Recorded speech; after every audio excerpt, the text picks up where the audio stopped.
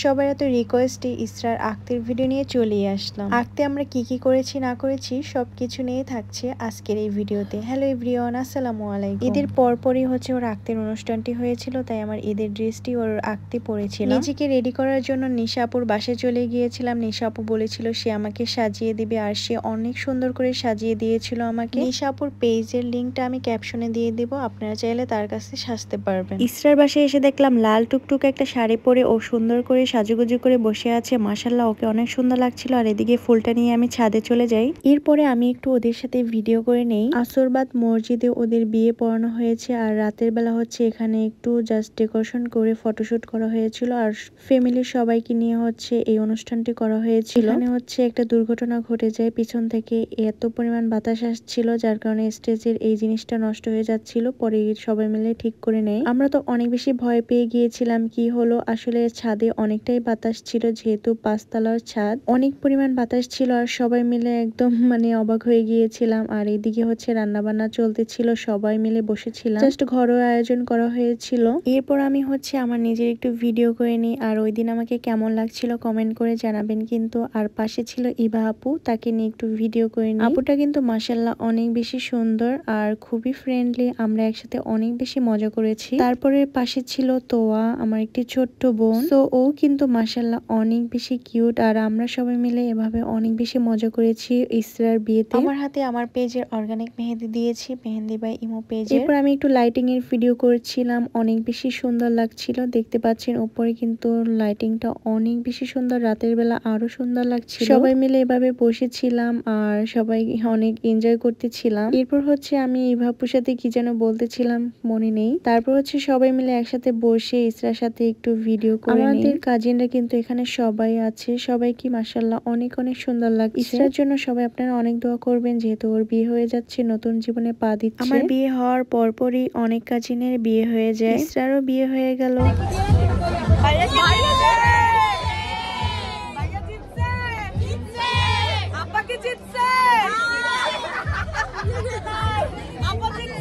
ওদের সাথে মজা করার পর দেখতে পেলাম যে এদিকে রান্না চলতেছে। বলেন তো কি রান্না হচ্ছে? এখানে হচ্ছে খাসির গোশত ভুনা করা হচ্ছে, আর অন্যদিকে হচ্ছে বাবুর্চিরা অন্য কাজগুলো করতেছিল। এদিকে আমি আবারও ইভা আপুকে পেয়ে যাই, তার সাথে আমি একটু ভিডিও করে নিই। এদিকে ইসরার শাশুড়ি আম্মু চলে আসে ওকে চেইন পরানোর জন্য। এটা যেহেতু ওর আক্তের অনুষ্ঠান ছিল, তাই ওকে চেইন পরাচ্ছিল। অন্যদিকে ছেলেকে কি পরিয়েছিল সেটা আপনারা ভিডিওতেই দেখতে পাবেন। ইসরাকে ওই দিন অনেক বেশি সুন্দর লাগছিল, একদম পাকিস্তানি ব্রাইট লাগছিল। মাশাআল্লাহ বলতে কেউ ভুলবেন না, এটা হচ্ছে ছেলের আন্টি। ছেলের আন্টি মেয়ে পক্ষ থেকে পরিয়ে দিয়েছিল মেয়ের বাবা, মানে আই মিন আমার চাচু হচ্ছে ছেলেকে আন্টি পরাচ্ছিল।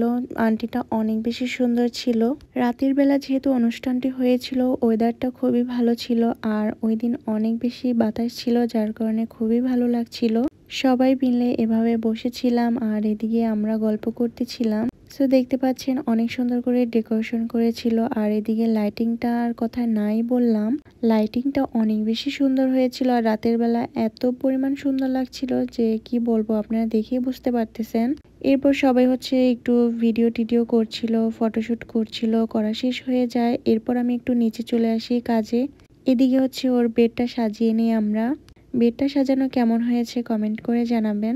সবকিছু আমরা আগে থেকেই রেডি করে রেখেছিলাম, যাতে ছাদ থেকে এসে কোনো রকম ঝামেলা পোহাতে না হয়, ঝটপট যাতে কাজগুলো শেষ হয়ে যায়। সবকিছু রেডি করে ছাদে চলে আসি। তারপর হচ্ছে মামার সাথে গল্প করতেছিলাম, আমাদের ব্রাইড। তারপর হচ্ছে আমরা কাজিনরা মিলে, সবাই মিলে এভাবে কাজিনরা মিলে আড্ডা দিতে অনেক বেশি ভালো লাগে। আর একটু পরে আমরা ডিনার করতে বসে পড়বো। অন্যদিকে সবাই হচ্ছে ডিনার করতেছিল, আর আমরা হচ্ছে পরে বসবো, তার কারণে হচ্ছে সবাই একসাথে এভাবে বসেছিলাম। বোনের বিয়ে বলে কথা, আর ঈশা যখন তখন হচ্ছে নাচ করতেছিল, আর আমি তো ভিডিও করে রেখে দিয়েছি, আর ভাবলাম আপনাদের সাথে একটু শেয়ার করি, জাস্ট মেমোরি হিসেবে রাখার জন্য।